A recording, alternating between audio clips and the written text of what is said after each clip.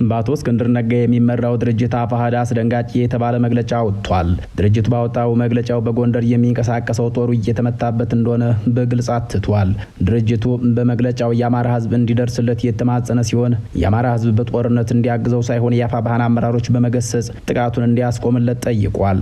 የአማራ ፋኖ ህዝባዊ ድርጅት በሁለቱ ድርጅቶች መካከል ስለሚፈጠረው አንድነት በሚል ሁሉን መታገሱን አስቀድሞ አሁንም ቢሆን ስለ አንድነቱ በሩ ክፍት እንደሆነ ወቁልኝ ብሏል።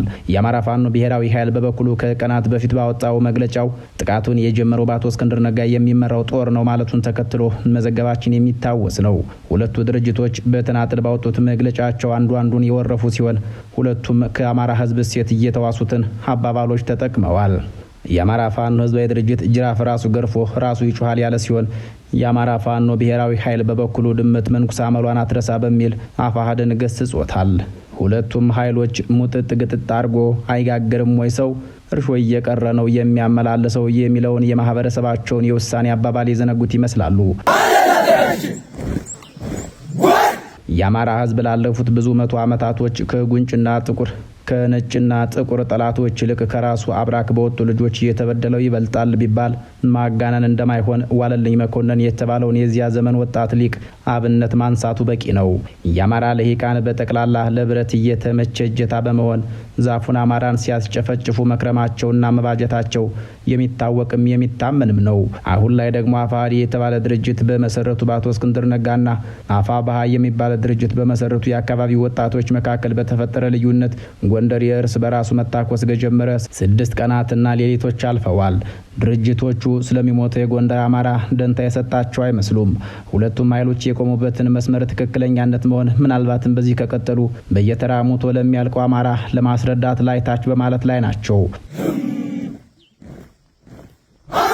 የዚያ ትውልድ ርዝራዥ አልለቀቀውም የሚባለው አቶ እስክንድር ነጋ ወደ አማራ ትግል መቀላቀሉን ተከትሎ ጎጃም ሲገባ በአዲስ አበባ ዩኒቨርሲቲ የፖለቲካ ሳይንስ ትምህርት የሚያስተምሩ ሰው ለዝግጅት ክፍላችን ሰራተኛ የአማራ ትግል መፈተን ሊጀምር ነው እንዳለው የሚያስታውሰው ሀቅ ነው። በሀገረ መንግስት ምስረታ ሂደት ትውልድ እድል ማግኘት ይኖርበታል የሚሉ ልሂቃኖችም በርካቶች ናቸው።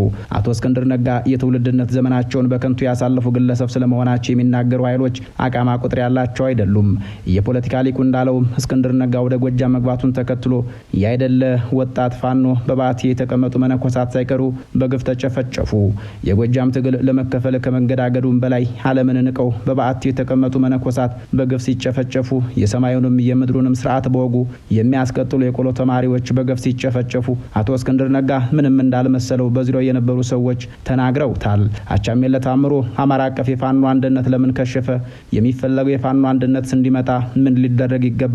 በሚል ባሰራጨው ረጅም መጣጥፉ በየጠቅላይ ግዛቱ በሚንቀሳቀሱ የፋኖ አደረጃጀቶች አነሳሽነትና በቅን ሐሳብ አማራዎች ግፊት የአማራ ፋኖን ወደ አንድ የተማከለ አደረጃጀትን ለማምጣት በርካታ ጥረቶችና ሙከራዎች መደረጋቸውን አስቀድሟል።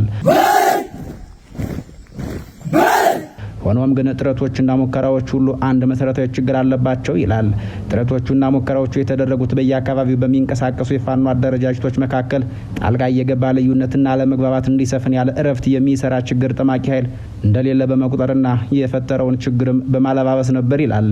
አቻምየለህ ታምሩ አክሎ ማለባበሰው ቢያርሱ ባረም ይመለሱ እንዲሉ በፋኖቹ መካከል የተፈጠረውን ችግር ምንጭ በድፍረት ሳይመረምሩ በየጠቅላይ ግዛቱ ወገን ለይተው የየራሳቸው አደረጃጀት የመሰረቱትን ፋኖች እንዲሰባሰቡ በማድረግ ብቻ ዘለቄታ ያለውና እንደ ብረት የጠነከረ አንድነት ያለው የተማከለ የአማራ አደረጃጀት እንዲፈጥሩ ማድረግ አይቻልም ባይ ነው። የፋኖ መሪዎች በመካከላቸው ያለውን አለመስማማት ከማረማቸው በፊት ወንድማዊ ስምምነት በመካከላቸው ያለ ይመስል የፋኖ መሪ ለመሾም መስፈርት ዘርግተው ገመድ መጓተት፣ ምርጫ ለማድረግ ጥቆማ ውስጥ መግባት አልነበረባቸውም ባይ ነው።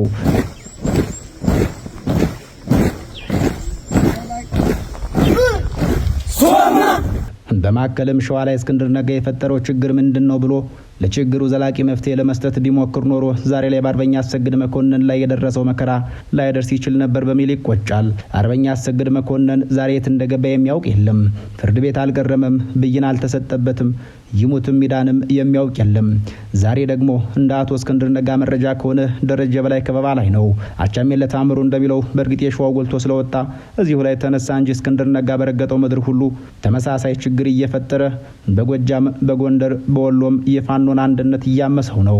መሪ ለመሰየም የተሰባሰቡ የፋኖ አዛዦች በየጠቅላይ ግዛታቸው አንድ ላይ መቆም ሳይችሉ ወይንም በጠላትነት እየተያዩ ወይም እንድትያዩ ሚሊዮኖች እየፈሰሰ የሚሰራ ኃይል በመካከላቸው እያለ በአማራ አቀፍ አደረጃጀት አንድ ላይ መቆም እንደማይችሉ ማሰብ ነበረባቸው ይላል።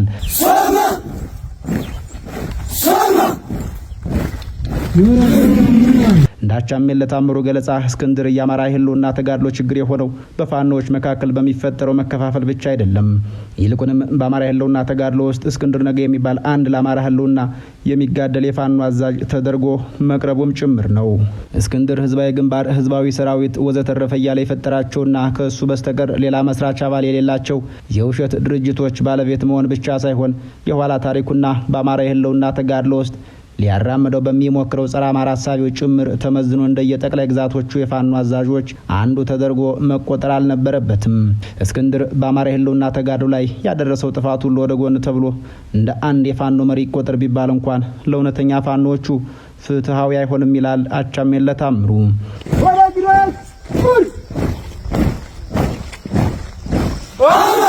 አዘርግ የተባለ ብዕር ስም ያለው ደራሲ የጎልያድ ሳቅ በተሰኘው መጽሐፉ ላይ ለምን ይዘሽዋል ዳዊቱን ለምስል ከስብሃት ለአብ ወዲያ ይደገም ይመስል በሚል እንዲቀኝ በጎንደር ከሚንቀሳቀሱ የአባት አርበኞች መካከል አንዱ አርበኛ መሳፍንት ተስፉ እስክንድር ነጋን ዳዊት ይዞ ሳየው ሃይማኖተኛ መስሎኛ ምኘው ኖሬ ለካ ከፋፋይ ኖሯል በሚል በግልጽ ተናግሯል። የሆነ ሆኖ እስክንድር ነጋ የሚመራው ድርጅት ባወጣው መግለጫው የአማራ ህዝብ አፋብኃን እንዲገስጽለት ተማጽኗል። የመግለጫው ሙሉ ይዘትም ከዚህ እንደሚከተለው ሳይቀነስም ሳይጨመርም ይቀርባል። በ2018 ዓመተ ምህረት የአማራ ፋኖ አንድነቱን እንዲሆን በትግል ላይ ያሉትን ፋኖዎች ሁሉ አቅፈው የያዙት አፋሕድና አፋብኃም በፈጣሪ በህዝብና በታሪክ ፊት በአደባባይ ቃል ከገቡ ገና ሳምንታት ነው የተቆጠሩት። ይህ ቃል ሲገባ በሁለቱም በኩል ያሉ አመራሮች ሂደቱ አልጋ ባልጋ እንደማይሆንላቸውና ከውስጥም ከውጭም ፈተና እንደሚገጥማቸው ካለማዊው ተሞክሯቸው ጠንቅቀው የሚያውቁት ክስተት ነው። እንደምንገምተውም የውስጥም የውጭም ፈተና የተደቀነው ገና ከሂደቱ ማግስት ጀምሮ ነበር። የሁለቱ ድርጅቶች አመራሮች ይፋዊ ባልሆነ መንገድ ለወራት ስለ አንድነቱ ሲመክሩ ከሰነበቱ በኋላ በመጨረሻ ግንኙነታቸውን ተቋማዊ መልክ ለመስጠት ተስማምተው የአንድነት አመቻች ኮሚቴዎችን አቋቁመዋል።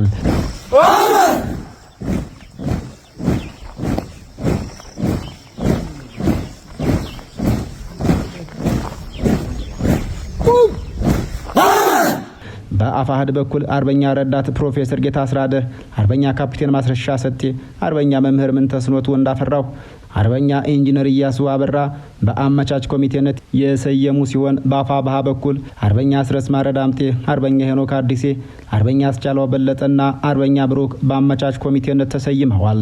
በሁለቱም በኩል የወቅቱ የአማራ አንገብጋቢ የአንድነት ጥያቄ መረዳት በሚችሉ ምርጥ ምሁራን የተዋቀሩ ኮሚቴዎች በብርሃን ፍጥነት ስራቸውን መጀመር ይገባቸው የነበረ ቢሆንም በሚያሳዝን መልኩ ከ5 ቀጠሮዎችም በኋላ በተሟላ መልኩ ተገናኝተው ስራ መጀመር አልቻሉም።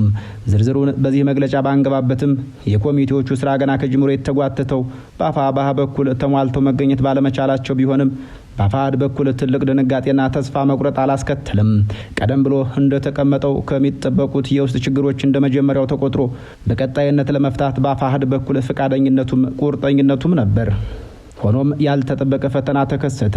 በአፋሕድ ጎንደር ጠቅላይ ግዛት እዝ ላይ ያልተጠበቀ ውጊያ የሰሜን አማራ ቀጠና የበላይ ዘለቀ እዝ ከፈተበት። ከሁሉ በፊት ሁለቱ ሰራዊቶች ከተዋጉበት ቦታ እንነሳ። ውጊያው የተከፈተውና ሙሉ ለሙሉ የተደረገው በማዕከላዊ ጎንደር በሚገኘው ደንቢያ ወረዳ ብቻ ሲሆን ይህ ቀጠና ሁለት ልጆቹን በዚህ ትግል ያጣው ታላቁ አርበኛ ደረጀ በላይ በዋናነት የሚንቀሳቀስበት ቀጠና ነው። በዚህ ወረዳ ያገዛዙ ምስለኔዎች ካልሆኑ በቀር አርበኛ ደረጀ ላይ ጦር መስበቅ ይቅርና በክፉ እንኳን የሚያስበው አንድም አማራ የለም።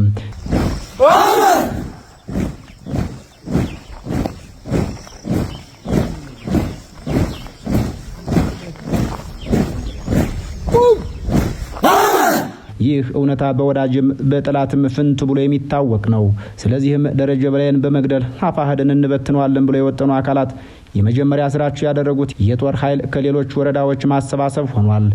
በዚህም መሰረት በመላ አማራ ተወዳጅ የሆነው ስመጥሩ አርበኛ ደረጀ በመከላከያ ተገቧል እንድረስለት በሚል የሐሰት ቅስቀሳ ጭምር ከቋራ ከመተማ ታቁሳና ከቆላ ወገራ መረጃ የሌላቸው ፋኖችና ንጹሃን አርሶ አደሮች እንዲንቀሳቀሱ ተደርገው ለቀናት ወረዳዎችን አቆራርጠው ከተጓዙ በኋላ በማያውቁት ደንቢያ ወረዳ ውስጥ አርበኛ ደረጀ በላይና ሌሎች ከፍተኛ አመራሮች በሚገኙት ሮቢትና ጫንድባና ሌሎች ቀበሌዎች ውጊያ ውስጥ ተማግደዋል። ጅራፍ ራሱ ገርፎ ራሱ ይጮሃል። በቀጣይነት ተደጋጋሚ የውሸት መግለጫዎች የወጡ ቢሆንም እውነታውን ህዝባችንና ሰራዊታችን ያውቀዋል። ፈጣሪን ከልብ የምንማጸነው እንዲህ አይነት የታሪክ ጠባሳ እንዳይደገም እንዲረዳን ነው። በተጨማሪም ህዝብ እንዲህ አይነቱ ነውር የሆነ ድርጊት እንዳይደገም እንዲያግዘንም ጥሪ እናቀርባለን። አማራ በጥላቶቹ እጅ በጅምላ መጨፍጨፍ አልበቃ ብሎ ፋኖና ፋኖ መገዳደል የለበትም። በመጨረሻም ለህዝባችን የምናስተላልፈውን መልእክት ሁሉ አጽንኦት እንዲሰጥልን በጥብቅ እንጠይቃለን። አዎ ከባድ ፈተና ገጥሞናል። ጦር ተሰንቆ ተዘምቶብናል። ባልኗልንበት ስማችን ጠፍቷል። የፋኖና የንጹሃን ገበሬዎች ደም ፈሷል። አካል ጎድሏል። ንብረት ወድሟል። ይህም ሁሉ ሆኖ አሁንም አይናችንን ከዋንጫው ላይ አልነቀልንም። ዋንጫው ምንድነው? የፋኖ አንድነትና የአማራ ድል ብሏል። የአማራ ፋኖ ህዝባዊ ድርጅት ባወጣው መግለጫው የአማራ ህዝብ ሆይ በዚህ የመከራ ወቅት አግዘን በወንድም ላይ ለሚደረግ ጦርነት ሳይሆን ለእርቅና ለአንድነት አግዘን የዳር ተመልካች ከመሆን ይልቅ የዘመተና የዘመተበትን ለይተህ የዘመተን ገስጽ፣ ወደ መንገድ እንዲገባ ምክር፣ እምቢ ካለ ደግሞ ተገቢ እርምጃ ውሰድ ብሏል። በእኛ በኩል ቂም አልያዝንም። የሐሰት ክሶች ማጥፋትና የሚዲያ ጫጫታዎች ከመስመራችን አያሰቱንም። እየተዘመተብንም ቢሆን የአንድነት በራችንን አንዘጋም። እየሞትንም ቢሆን የአማራን ትግል እናሻግራለን። በሳት እየተፈትንን ነው። ጨርቅ ሳንሆን ወርቅ ሆነን እንገኛለን። እንደ አማራ እንደ ኢትዮጵያ ብሏል በመግለጫው። ለዛሬ በዚህ አበቃን። ቸር ያገናኘን።